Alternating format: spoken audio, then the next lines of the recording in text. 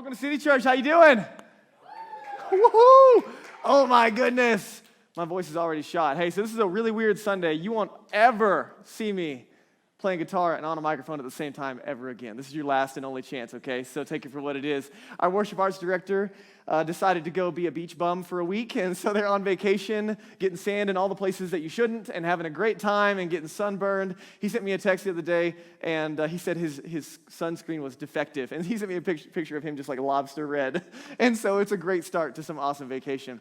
And so this is the first time ever that I have helped lead music here at City Church, and it might be the last, okay? So really, really weird Sunday. But my name is Drake. I'm the pastor here, and it's an honor to have you. How cool was that video? Was that awesome? Put your hands together. You don't even know why. Danielle made that video. My wife, she was singing over here, and it is awesome. And also that music just makes me want to, bob a little bit. All right, so today we're kicking off a brand new series out of the book of 1 John called God's Heart, Our Hearts. And I'm super pumped about it. I'm going to tell you why in a second. But let me kind of just frame it up a little bit. So odds are the best way to get to know you personally is what? What's the best way to get to know you? Probably spend time with you, right? I mean, just if we're just guessing, I could Google you, maybe. We'll see what happens. If you Google me, some weird stuff comes up, so be careful. Not bad weird stuff, just weird stuff, okay? But best way to get to know you is to spend time with you. What's the second best way to get to know you? Probably the second best way to get to know you is to spend time with the people that are closest to you, right? Would you agree?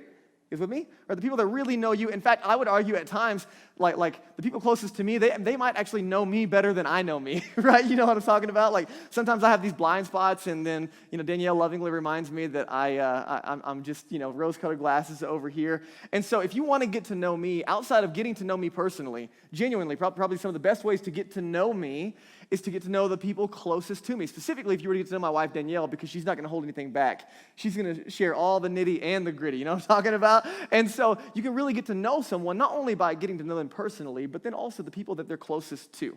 And so I don't know where you're coming in on your spiritual journey. I don't know where you are on your faith journey. If you've walked away from faith, stayed away from faith, or evaluating faith, maybe you're a new follower of Jesus, maybe you've been following Jesus for a long time. I realize we have lots of different people who come in different places on their spiritual journey as we have this conversation.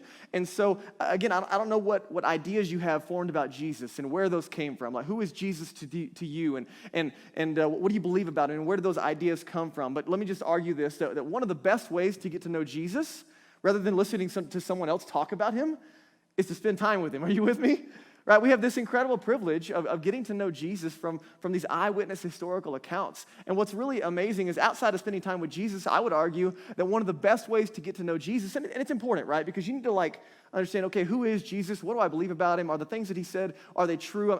You should really wrestle with those and not just take someone else's words for it. And to be able to wrestle it to the ground, one of the additional best ways to get to know Jesus is to get to know the people that are closest to him, that we're closest to him. And so I'm really excited today to introduce to you, quite possibly, Jesus' best and closest friend on the planet when he was on this earth. It was a guy named John. That's who we're talking about today. And we're going to get into one of John's letters. John's a cool guy. He wrote 5 books in the New Testament. We're going to be looking at one of them called 1 John, or some people call it 1 John. I don't understand why they do that, 1 John. It's just a weird way to say it. But 1 John is one of his letters. He also wrote the Gospel of John. That's like the good news according to John. That's John's eyewitness account of the life of Jesus. And then as an old man, he writes a letter, a couple of letters actually, 1st, 2nd, and 3rd John. You guys heard of that crazy book, Revelation? Heard of that? Kind of crazy stuff, right? That's also John. We'll talk about that later. But he was boiled alive in oil and stuck on an island in the middle of nowhere. So, Revelation came out of that. That's cool. Not discrediting it, by the way, but there's just some factors that lead into that. And so we have John that we're going to be digging into. And here's the deal. We're going to be spending the next 13 weeks with John. The next 13 weeks, we're going to be walking through this letter. And here at City Church, we do things a little different. Like sometimes we'll have a topical conversation. So we just got done with a series 2 months ago called Winning the War in Your Mind. And we dealt with mental and emotional and spiritual health and the intersection of all of those things. And then we just came out of a spiritual discipline series. And we kind of deal with topical agendas. Does that make sense to you? We talked about fasting and generosity and kind of these topical approaches. But then we also like to mix it up and do an entire book study through the Bible. And the reason we do that, we kind of go back and forth, is because one, it teaches us how to read the Bible, right? If we're not careful, we have a tendency to read our lives into the Bible instead of letting the Bible read into our lives. Does that make sense? We have a tendency to take our filters and our culture and our understanding and then to insert it into what we read. And so sometimes if we're not careful, you can pick and choose what you like, what you don't like out of the Bible and make it apply however you want. Anybody ever, you familiar with somebody like misusing the Bible ever? Anybody? Right? Odds are, I mean, I've done it, I'm sure, accidentally and on purpose, who knows? But there's a reality. There's a lot of abuse that comes around like the Bible and it being kind of taken out of context, right? You've heard those words. And so while it's easy to throw rocks at those people, we also have to be careful in our own lives. Like you and I have presuppositions and agendas and things we don't want to see and things we don't want to dig into or things we want to ignore.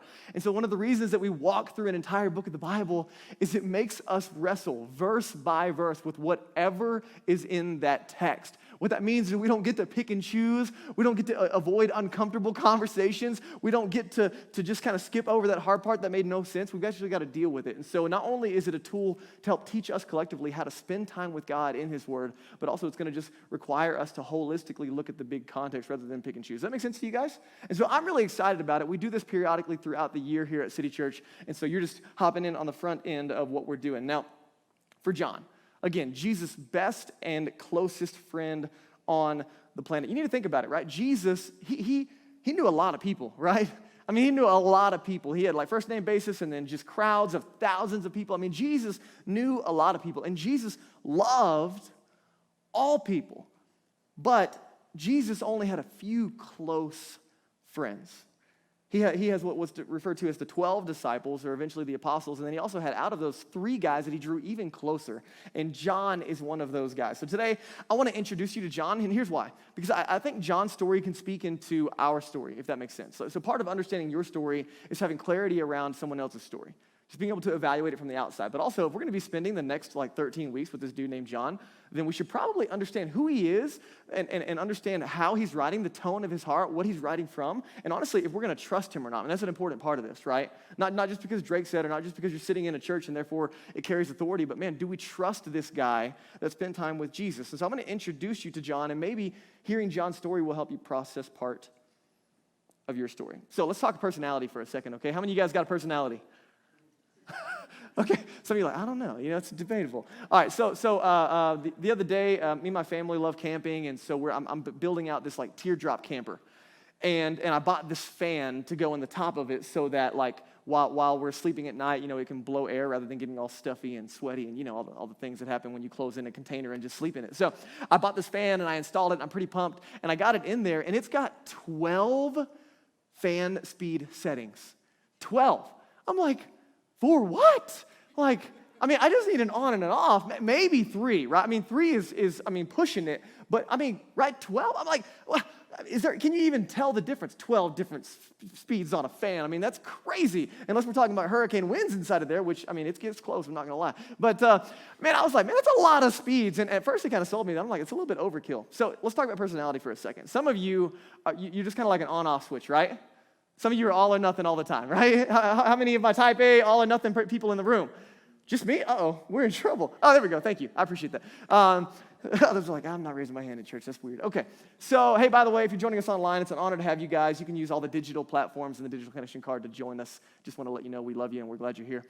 So, personality, on-off switch. Some of you are more like my fan, right? You have this gradual progression in your personality. So John is this intense, direct, on-off kind of dude. I'm going to introduce some of his story in a second, but an on-off switch personality is a good thing when you're going the right direction, right? You with me? How many of you guys know somebody that's just on-off all the time, and so sometimes it's a really good thing, and sometimes it's just a terrible thing, right? And some of you are like, yeah, we're looking at you, dude. Right, I know, it's me. And honestly, it happens, man. Sometimes I'm full bore, and I'm in it, and that's a great thing, and other times, it's ready, fire, aim, and there's way too much to pick up on the backside, and so on-off is sometimes your personality is a gift. You with me? And sometimes it's not. Sometimes it gets out of hand. And so here's what's amazing about John is that he is this kind of on-off switch guy. And that's a good thing and a bad thing. What we're going to watch is today I'm going to show you how Jesus just amazingly redirects John's life. And here's the reality, that there were some things in John's life, and I'm going to show you these things here in a minute, that they weren't great things. You with me? There's some things that in John's life that weren't as helpful as they could have been. There were some things in John's life that probably hurt him and hurt others at times. Anybody else got some of that stuff in their life? Right, just me? Okay, good. I'm glad that we're having just a confession moment this morning. So we have these things. How many of you guys have things in your life that genuinely need to be redirected? Now, if you're struggling with this question, right, if you're like, yeah, you know what, I'm pretty good, we should probably sit down and have some talks. Like, odds are we get close to the other people around you, I'm sure they can give us a list of some things that need to be redirected in your life. And so Jesus enters John's life, and he begins to redirect his life. And you know the problem with this conversation today, we're going to talk about that invitation for redirection, is that you and I are so busy, like we're just so eyeballs full all the time, either filling ourselves with distraction or hurry or busyness, whatever it is, we have all, or maybe all of them at the same time if you're like me. We're so busy and distracted that we don't, honestly, we don't give a lot of time to the attention of the direction of our lives. So then when it comes to like conversations around the redirection of our lives, it's even harder, right? Like most of us aren't even paying attention to like what's coming up next week, much less evaluating like the redirection. I haven't even given thought to where I'm headed right now. And so this is a really big conversation, but man, I promise, listen, no matter where you are on your spiritual journey, a couple of things. You're going to get to understand God's heart for you today, which I genuinely believe is life-changing. But then also you're going to understand the invitation into redirection and not just correction. Does that make sense? So let me give you the first intro. John enters the scene. I don't have time today to throw all these texts up on the screen, so I'm going to give you the overview. You can go pick up, by the way, all of our city groups. They start in a week. Woohoo, city groups. So exciting. And we share a reading plan together. So we're going to be in the book of Luke over the summer. And so Luke is another eyewitness account of the life of Jesus. And so as you're digging in, you can dig into a lot of the stories I'm going to share today about the life of John, okay? So John is this, he's got a brother, James. He's hanging out in the boat on the Sea of Galilee. They're fishing with their dad, okay? It's a business, not like leisure, fishing. I mean, this is like grinding all day, making a living, fishing. And Jesus is walking down the Sea of Galilee. He shows up to John, looks at James and John, and he says, follow me. And what does John do? Forrest Gump, straight off the boat, right? I mean, just out of there. You guys seen Forrest Gump, right? When he jumps off. That was really funny, man. If you haven't seen Forrest Gump, you're missing out. I mean, he just drops everything, right? John's an on-off switch, right? How many of you guys, Jesus walks up to you, you're holding like your local business, right? Like whatever it is. You're a car mechanic. Jesus walks up to your shop, and he says, follow me. You drop your tools, you leave the keys, and you just roll out with Jesus, right? That is crazy. And that is John. John just on-off switch. Woo, let's go, Jesus. I mean, it's amazing to me that he just drops everything and follows Jesus, leaves his dad, leaves the family business, rolls out with Jesus. I mean, that's a little bit crazy. And so for John, the language used when we read his story is that he obeys immediately. Jesus says, follow me, and he does it immediately. Right? Some of us, right, you're on-off switch type people, and so when Jesus or God invites you into something, you're just kind of like an obey immediately kind of person. All in, all the time. Jesus, yes, sir, you got it, we're going to do it. Some of you are obey eventually kind of people, right? You're like the fan in my camper. You're like, we got to run the numbers, and we got to evaluate what you're asking. I mean, Jesus, that's kind of a lot, and, I got to make sure all these factors are in place, and we got to make sure that the business is covered. And, right? Some of us get to that obey eventually piece. And John is an all or nothing kind of guy. So, I see it play out like Jesus says to some people, hey, he doesn't say it to some people, he says it to all, but, hey, if you're going to follow me, you need to get baptized, right? Some people are just like, cannonball, like, let's do it, Jesus. And other people are like, in front of people? Like soon? Like, how soon, Jesus? Right? We kind of get these, like, eventually conversations, right? Jesus will talk about finances. Hey, I want you to be generous and give. Okay, let's run the numbers. Let's see what we can afford to give. And other of us will be like, yeah, Jesus, take my money. Right? None of us in here? Okay. All right, cool. That was funny, guys. Okay. This is going to be fun if you'll have fun with me, okay? I have a plan, I promise. We are going somewhere. Here's the deal. God's given you a personality, right? Just like me. And that personality is a gift. Just like John, it's a gift. And it can be a good or a bad thing. So part of it is you need to know yourself. And the amazing thing is God already knows you. So God wants to meet you in that space. And so let's look at the less admirable side of John, okay? So immediately, that's impressive, right? You look at John, you're like, okay, just roll out and follow Jesus. That's admirable. But then we see another part of John. This on-off switch kind of gets into the overbearing side. And here's what I love about the Bible, by the way. I don't know, where you are on your spiritual journey, but one of the things that I love and I think adds to the credibility of the Bible is that as we look at it, and by the way, when we talk Bible, I really try to avoid the language of like the Bible says. Because the Bible doesn't say nothing, okay? There is no Bible says. There's John says, and Peter says, and Luke says, and right, Paul says. It's people, historical narrative. But one of the things I love is that they don't leave out the ugly parts of someone's story, right? Like, let's just be honest, right? If you're writing a documentary on yourself, you're gonna make sure you include all the really good-looking pieces of you, right? You're just gonna conveniently leave out anything that doesn't make you a super shiny star.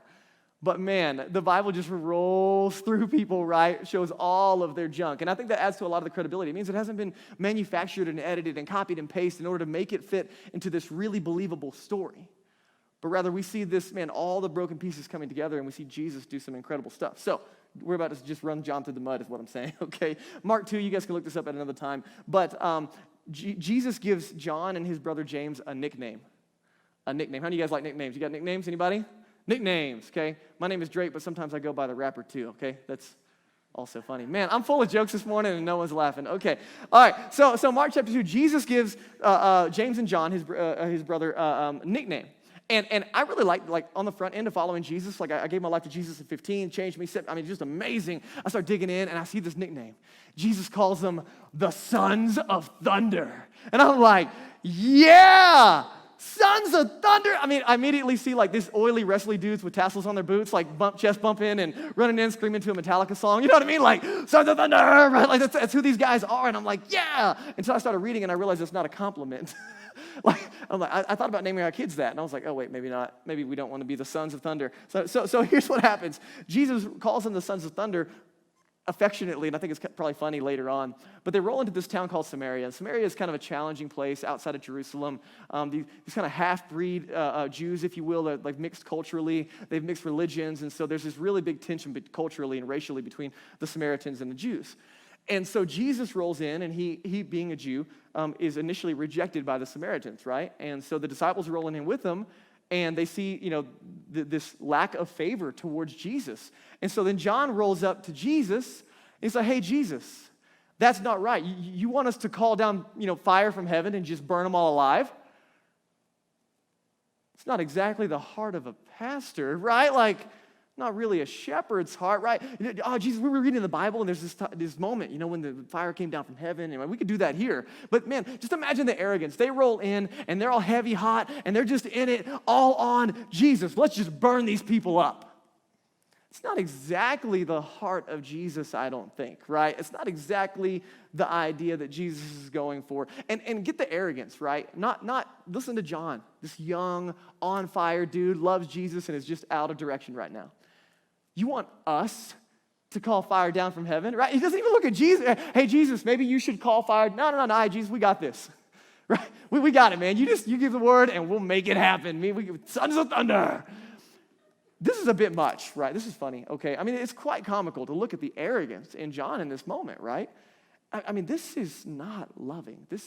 He wants to destroy these people. You guys see how deeply, corrupt and wrong that is, right?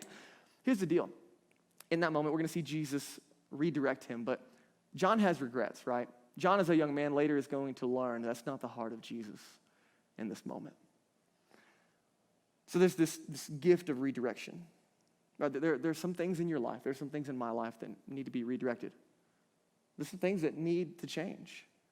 That was true for John. And let me propose this question for you, okay? Because I think it's really pivotal to understanding what God wants to do in your life. What if your greatest weaknesses are your strengths misdirected? Right? I mean, you're made in the image of God. You're gifted, you're loved, you're wired in the image of God. So is John.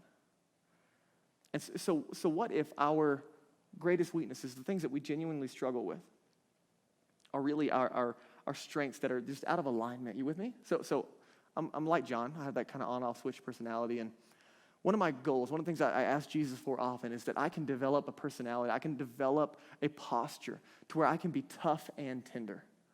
I want to be tough for people and tender with people. More specifically, I want to be tough for my family, tender with my family. I want to be tough for my kids and tender with my kids. You see the difference, right? But if I'm being honest, right, that's a strength that God has built into me, a desire, not afraid to do that.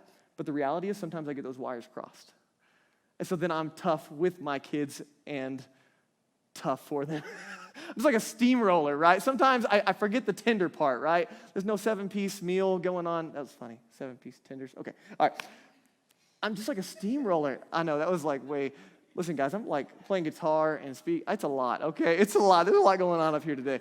Sometimes I'm just like a steamroller. And I'm tough with people. And I hurt them. And so what if my weaknesses, man, the things that really, really hurt others and hurt me and don't get me where I'm going, what if those are actually just my strengths misdirected? Jesus is going to redirect John's life. And here's what I need you to hear me say. Listen, I don't know where you are on your spiritual journey and if you've started to follow Jesus or you're considering it, but Jesus doesn't change you as a person, okay? He doesn't take away your personality. He doesn't change your personality. He doesn't take away your past. He saves you. He sets you free. He forgives you, and he redirects your life. He has a plan and a purpose for your life. Jesus would use this language of repentance often, and sometimes we don't like that word because we don't use it often, and so we have these ideas of fire, hell, and brimstone, but really repentance speaks to redirection. That God can take the most broken, the most heavy, the most hurtful, the most destructive, the most out-of-whack parts of our life, and he can redirect it and use it for good. And here's what's amazing. Is some of you are like, well, that's great for other people, but I got my life pretty well together, and I'm holding it together. That's great for you. Way to go, you. But Jesus can take the semi-good parts of your life, even the things that are genuinely beneficial to others, and you get praised for, maybe you get accolades for, the good parts of your life. Jesus can take those things and then supernaturally empower them to do more than you could ever ask or imagine for the glory of God and the good of others. I mean, Jesus can do so much more in and through us than we could ever ask or imagine. It's just this invitation. So let me give you the heart of Jesus, Mark chapter 10. Again, you can go there if you're taking notes on your own time. But another scenario of John at his less than best, okay? He rolls up to Jesus, and they're kind of traveling to Jerusalem. They get ahead of the pack. So all 12 of them together, James and John, cruise up to Jesus to catch up. He's at the front of the line, and they kind of get close to Jesus.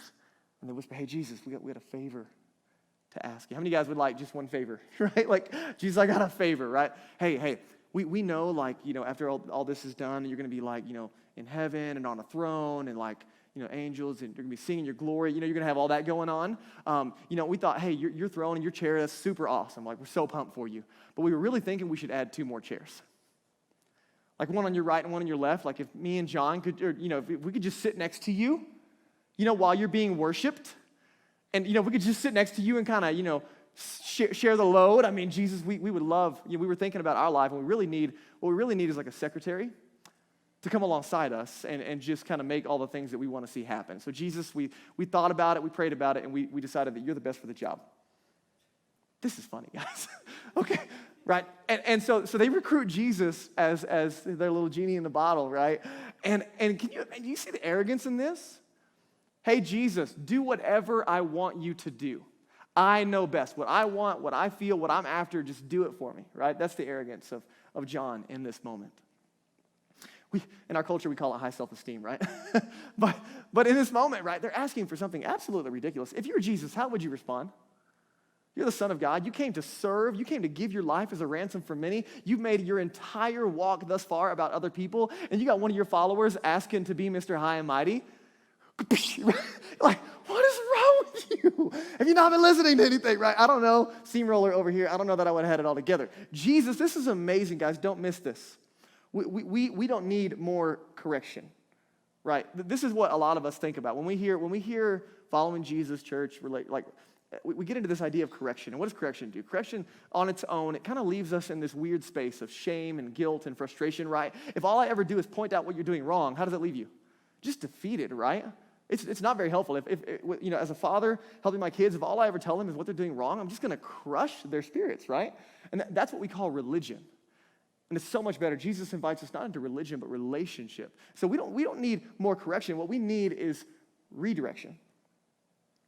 Not just, here's some things that need to change, but let me show you how to do it. So you know what Jesus does? He doesn't look at John and say, I am so done with you. Just go. Just get out. You're fired, right? He doesn't do that, but he would have been justified in it. He looks at John, and he redirects him. Check this out. He says, you want to be great? That's a really good ambition. Let me show you how to do it. Serve other people. You want to be great? Let me show you how to do it. Put this towel on. You want to be great, right? He doesn't say, man, just idiot, right? He redirects that ambition. And so some of us, man, don't you and I, don't we come to Jesus with some weird stuff? Even if you're not a follower of Jesus, we have this idea. Jesus, make me wealthy. Jesus, make me successful. Jesus, make me happy. Jesus, give me a spouse. Jesus, give me a community that's going to meet my needs. Jesus, give me longevity of life. Jesus, give me good feelings, good vibes, right? Like we have these things, and even if we're not saying those out loud and praying them out loud, sometimes the motive internally is still showing up that way, right? And what's amazing, listen, as ridiculous as we can show up to Jesus with stuff, Jesus will look at those things and he'll redirect them. Jesus, make me wealthy. You want to be wealthy? Let me show you how to be generous. Jesus, make me successful. You want to be successful? Let me show you what true success looks like by making less of yourself. Jesus, make me happy. You want to find true happiness? Let me show you what it means to serve other people. Jesus, give me a spouse. Give me a spouse. You think you need a spouse, but let me show you what it means for me to meet your needs. Jesus, give me a community that meets my needs. Man, let me show you the power of community when you show up to meet other people's needs. Jesus, give me longevity of life. Listen, if the motive is right, man, I've got plans and purposes for your life, but it's less about what's out there and what's right in front of you right now. Jesus, give me good feelings and good vibes. Let me show you how to have joy despite your circumstances. You see it? He doesn't just correct us, but he redirects us into something better. And so here's what I need you to know about John, okay? John, has this constant interaction, and eventually, Jesus starts to redirect his life to the point where he becomes part of Jesus' inner circle. And as he writes the letter of 1 John, he's actually an old man, pushing 100 years old. And so we're going to see the tone of his heart. We're going to see the sons of thunder, brash, loudmouth, just shut it all down, fight hard, grind all the time. We're going to see that personality changed into this tender heart of a father. He uses language over and over again in this book of my dear children, my dear children. What does that sound like? It sounds like the tender heart of a father, doesn't it? Or a grandfather. Here's how we know that we can begin to trust John is because not only does he get invited into Jesus' inner circle, he gets to experience things that no one else got to experience. There's multiple times where Jesus only has the three with him. But then in addition, Jesus is hanging on the cross. He is giving his life in the place of the sins of humanity, and he looks at John, who is standing next to Jesus' mom. And as Jesus is suspended on this cross, he can't hug his mom. And he looks at John and he says, John, take care of my mom. Listen, you got to really trust somebody to give them that invitation, don't you? To invite them into that space. Take care of my mom. That's who John is to Jesus. Closer than a family member, John is to Jesus. And so we see these high and low points in John's life. And John becomes a pillar of the church after Jesus sins. Hey, Seth, why don't you come on up, man? As Seth comes, I'm just going to kind of land the plane here and help us wrap up this conversation. John eventually is tortured for his faith. He's boiled alive in oil. They're trying to shut him up because he won't stop talking about Jesus. He doesn't die when they boil him alive in oil, which is a sad day. Right? That is a bad day, friends. And so because they can't get him to stop talking about Jesus, they exile him to an island called Patmos. And he lives upwards of 100. He's the last of the 12 disciples to live before he is murdered for his faith. And he writes 5 books of the Bible, and we're digging into one over the next couple of weeks. And so you got to look at John, and you got to ask, man, what happened to him?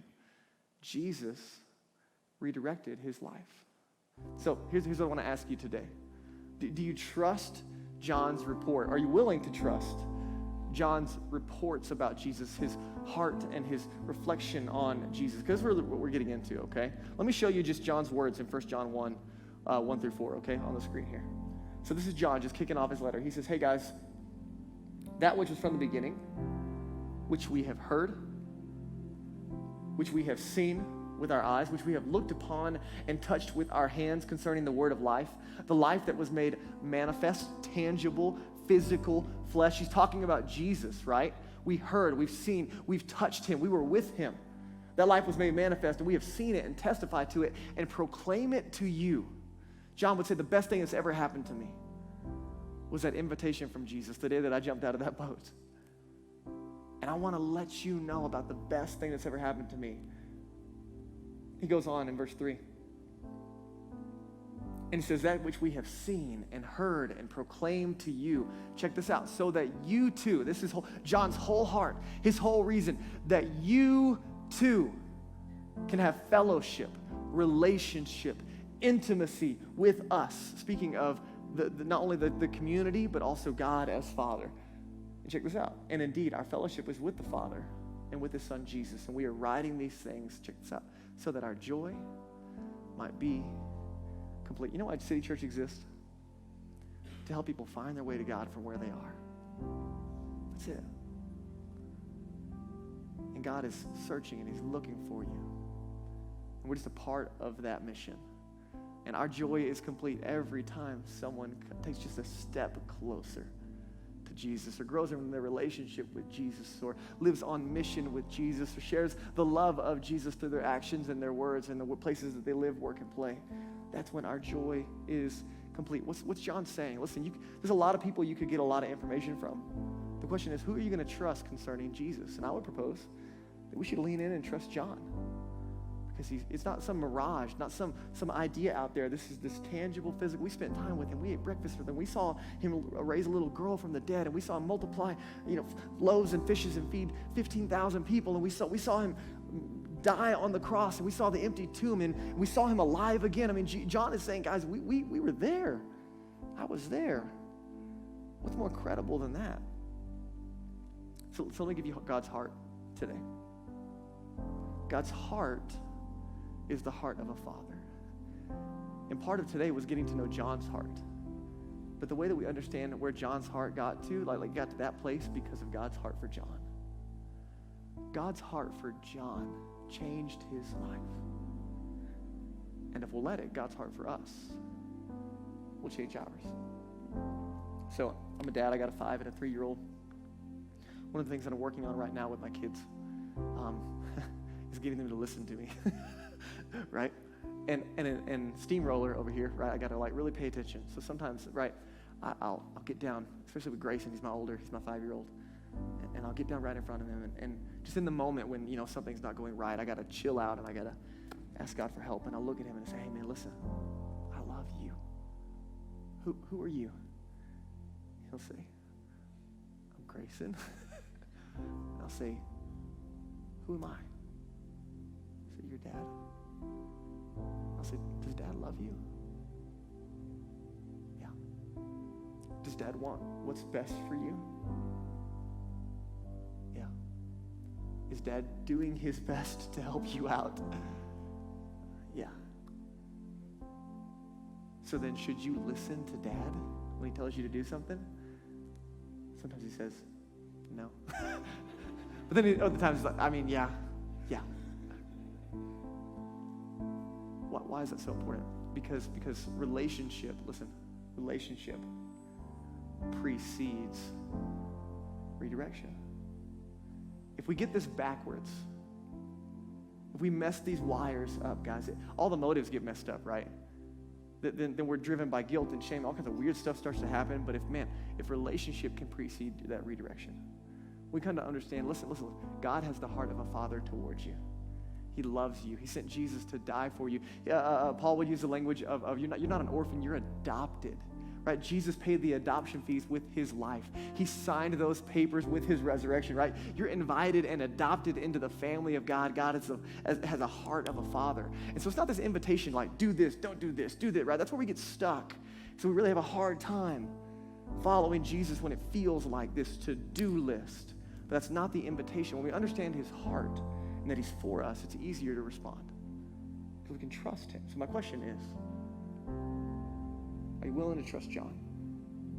And more importantly, are you willing to trust Jesus?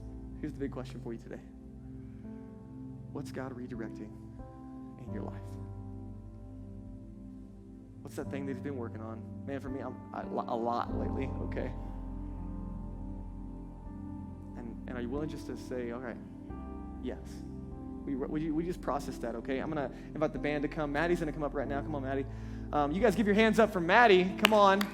Maddie is going to lead us in a time of reflection and a time of communion, okay? And so we're going to worship together and just let this whole time be a time of response for you, okay?